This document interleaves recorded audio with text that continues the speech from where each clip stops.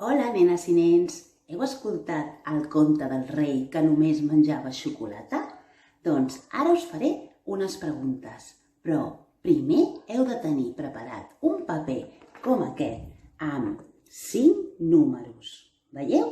Números i la ratlla per escriure les respostes i un llapis o un boli. Ho teniu preparat? Si no, poseu pausa i a buscar el paper i el llapis. Ara us faré les preguntes i a cada línia d'aquestes heu d'escriure la resposta. Quan us faci la primera pregunta, si sabeu la resposta, l'escriviu aquí.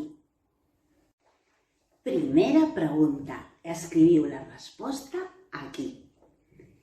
Què era el que menjava cada dia el rei?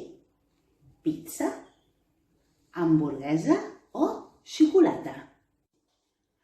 Segona pregunta. Quantes pocions es va prendre el rei?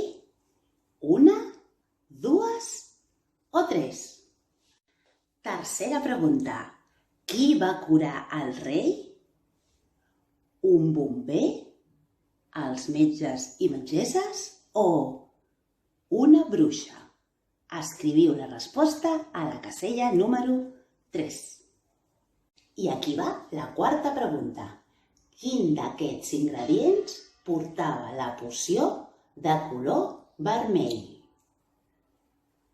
Farigola, iogurt o maduixes? I última pregunta, pregunta número 5. Per què va canviar el rei la font de xocolata? Per un cotxe? Per una tele o per un hort?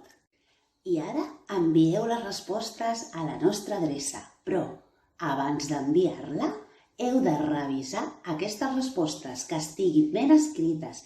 Primer llegiu a veure si s'entén i, a més, us ajudaré una mica. Ara, al final del vídeo, veureu algunes paraules escrites. Algunes sí que són les respostes, però d'altres no. Però mireu com s'escriuen i mireu si estan igual a la vostra llista. Fins aviat! Ara t'ensenyaré com s'escriuen algunes paraules. Fixa't bé, però recorda, totes no han de sortir a la teva llista, només les respostes a les preguntes. Fixa't bé com s'escriuen aquestes paraules. Pastanaga,